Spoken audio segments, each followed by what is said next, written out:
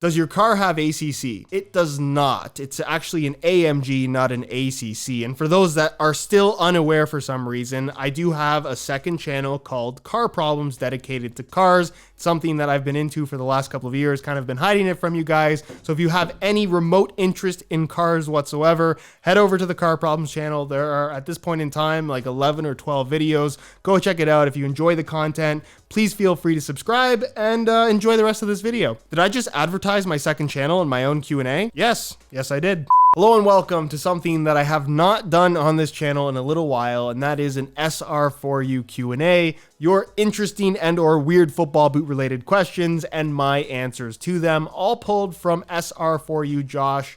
SR4U_Josh, which is my Instagram account. It's linked down below. You see it on screen as well. I basically post a video asking you guys for questions for the Q&A. I pull the best ones and I answer them in these videos. So if you'd like to ask a question for a future Q&A video, make sure you go and follow me on Instagram. All right, let's answer some questions. What is your favorite football boot gimmick? Would you consider K-leather upper as a gimmick? I think the only way you consider kangaroo leather to be a gimmick is the people that perceive kangaroo leather to be the best type of leather no matter what, when there are calfskin leather uppers out there that are just as good, if not better, than some kangaroo leather uppers. So it just depends on the quality of the leather specific to that boot rather than what kind of leather it is in the first place. So I'll say that much. My favorite football boot gimmick, however, well, I have a few. The first of which is the carbon fiber sole plate from Nike, which for a very long time, I thought it was the best thing ever. But now, knowing what I know in terms of the construction of that specific sole plate and working with a few other brands to develop certain products, there's really not a lot about the carbon fiber sole plate from Nike that's that special or that different from a plastic one. It's maybe just a little bit more fragile, and the amount of carbon fiber in the carbon fiber sole plate, this is what I can say, is basically just enough carbon fiber to where it looks like carbon fiber. But if you really wanted to make a true carbon fiber sole plate that's going to be beneficial in terms of being lighter and stronger, it would be so expensive to produce. It's basically the main reason why nobody has ever done it. So the Nike carbon fiber sole plate, as cool as it looks, and I stand by that, it's not as high tech and advanced as Nike would lead you to believe. Another really gimmicky thing that I love that I wish Nike would bring back is the holes in the studs that they had on Superfly 1, 2, and 3, and then also on Vapor 8 and Vapor 9. I just thought that was the coolest thing ever as a kid. I still think it's very cool now. I don't think that the hole in the stud is really shaving any significant amount of weight. In fact, it might be adding weight depending on how they have to add structure internally. But either way, it looks very, very cool. It's not hurting the performance in any way. So I would like to see holes in the studs come back on the Mercurial series. I also really miss rubber striking elements on football boots, what we used to get from the Predator series, the T90 Laser series, even the Mizuno Wave Ignitus line. I loved the idea of creating this rubber element on the surface of your foot directly where you would make contact with the ball to try to enhance the striking experience, whether it was to increase power, increase swerve, increase accuracy. I think that the amount of added grip on the ball provided by some of these rubber striking elements is undeniable, so it's not gimmicky from that perspective. And also the feel of some of these striking elements I think was pretty special as well. But I just loved the invention and the uniqueness of each individual striking element, and how every single model tried to one-up what they were doing before. That's something about football boots that I really, really miss that we just don't have anymore. We kind of got a little bit of that in the form of the brand new Predator 20 with the demon skin spikes. Very effective striking element, I might add, but I just miss those days, and I wish we could get stuff like that again in the football boot industry. But by far, my number one favorite football boot gimmick has to be Nike ACC technology, because it's the best at being invisible. Any football boots that would help defenders more. Yes, any football boots that you can wear while practicing defending. Which player would you say you play the most like in soccer or football? Calm down. This is a funny one because I had to think about it for a little bit, and I think like a lot of kids growing up, you kind of try to model your game after your favorite players, or at least you pick up little things that your favorite players do and you try to implement them in your game. I had a Ronaldinho phase where I would do step overs for seemingly no reason at all. Typically not very effective. And then eventually, after I stopped playing in the midfield, I pretty much played exclusively as a striker from like age 14 onward. So players like Wayne Rooney, I really enjoyed watching. Robin Van Persie, I tried to pick up little things from him, but I was nowhere near as skilled. So I can't say he is the type of player that I ended up being. I think Fernando Torres had a style that was very similar to mine in terms of running onto the ball a lot. I've always been pretty quick over a longer distance, so that's something that I tried to model my game after a lot. Although again, Fernando Torres is just an unbelievable player. But I think if I'm being really truly realistic in terms of the style of play that matches up best with mine, it's actually Carlos Tevez back when he was at Manchester United. And I only say that because that's pretty much the only time I saw Carlos Tevez play. Really like that player. Kind of a striker that works very hard, but also is kind of the enemy of the other team at all time. Not afraid to foul guys. I think that probably is the closest style of play to my own. Hey, Jabulani, Adidas official 2010 World Cup match ball. Do you think that leather boots are falling off, and do you think that they will ever make a comeback? I'd like to say that they're never going to fall off, but I think that's going to be the opinion of a lot of people my age, because leather football boots is kind of what we grew up on. But if you look at what big brands are trying to cater to these days, it's the younger generation, kids especially.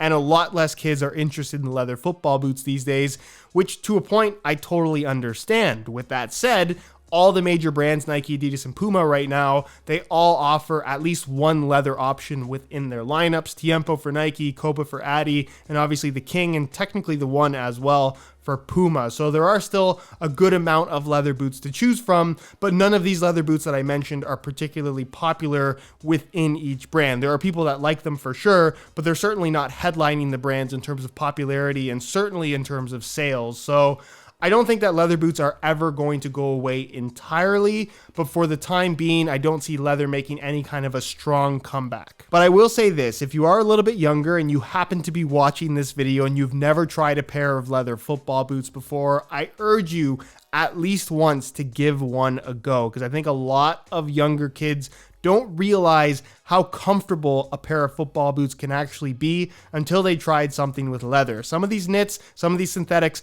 they're great and all, but there's really nothing like a well-worn, broken-in pair of leather football boots. Why are SG studs made of metal? Would a 6-stud pattern with longer plastic studs not work as well? I thought this was a really interesting question because it's something that I've thought about a lot myself, and when you think about football boot technologies, there haven't been too many that have stuck around for a very long time. Short of screw-in studs and basically laces, everything else about football boots from even 20 years ago has pretty much changed entirely. But for whatever reason, screw-in studs is this one thing that pretty much every manufacturer agrees is something that's still a necessity when it comes to soft ground football boots, where basically the reason why you have these metal studs is because they're longer than regular studs, and the reason why you need them to be longer is because you're playing on softer ground. You need them to dig in deeper in order to have adequate traction. Now, I think it does make a whole lot of sense to just have fully molded studs and just have some of them longer than the others. I think that makes for a lighter overall stud pattern, but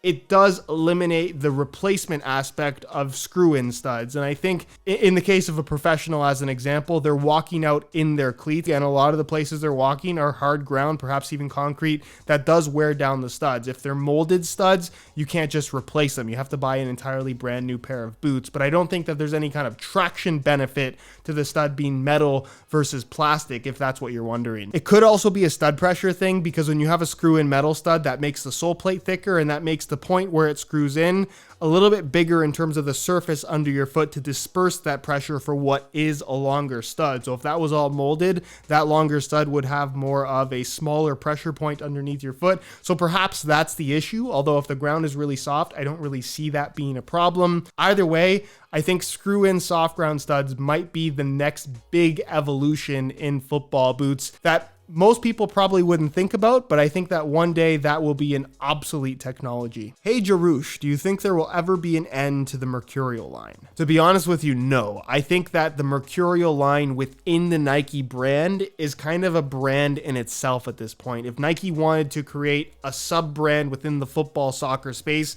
kind of like what they have with Jordan brand in basketball and technically other divisions as well. We've even had some Jordan branded football boots, but if Nike wanted to have Nike football boots and then Mercurial brand football boots, I think that the Mercurial name and recognition is strong enough on its own to where they could legitimately do that and the boot would still be extremely popular as a brand on its own. In fact, they could probably have multiple boots within the Mercurial line that I would bet on outselling anything that they make as Nike brand. It's that popular at this point. They'd still have to have a Nike swoosh on it because I think that's pretty important for the overall look. But the Mercurial line, I think is the one line of football boots, maybe along with the Predator series now, that will pretty much be around forever. How can we get Nike and Adidas to start selling AG shoes in the US? That, my friend, is an excellent question, and it makes absolutely no sense in 2020 that Nike and Adidas do not offer artificial grass football boots either on their own websites or to any of the retailers that sell their boots. And I think that there are two possible explanations for this.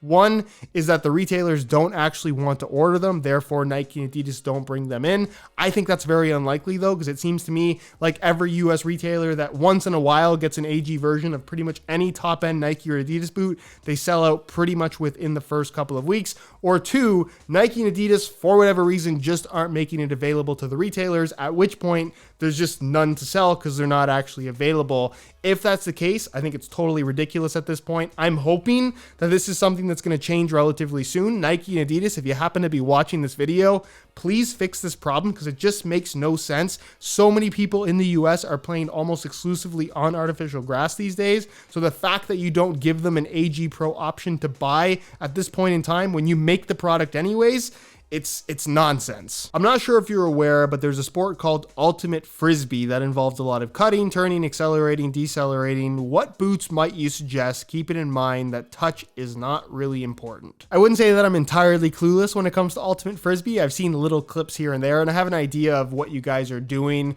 I think that a pair of soccer cleats or football boots definitely will get the job done. Something like a Nike Mercurial comes to mind as a great option in that it's very responsive, it's nice and lightweight, and obviously the studs provide very aggressive traction. Even the brand new Furon V6 Pro, it has kind of a copycat Mercurial stud pattern, and it's available for a little bit less money, a little softer, not quite as responsive, but a good alternative as well. But honestly, if you're not going to be kicking anything, I would also take a look at American football cleats because you're going to have studs closer to the tip of the toe. It might be a little bit more in terms of aggressive traction for the sake of just sheer sprinting and decelerating, stuff like that. So definitely worth a look as well. But if you like the whole football boot style, I think something like a Nike Mercurial would be pretty much perfect for what you're doing. Anyways, guys, that concludes yet another SR4U Q&A. Hopefully you enjoyed the video. If you did, be sure to support it with a like. Again, if you have a question that you'd like me to answer in a future Q&A video, go and follow me on Instagram, SR4U_Josh. It'll be linked down below. If you have any questions regarding anything that I talked about in this video,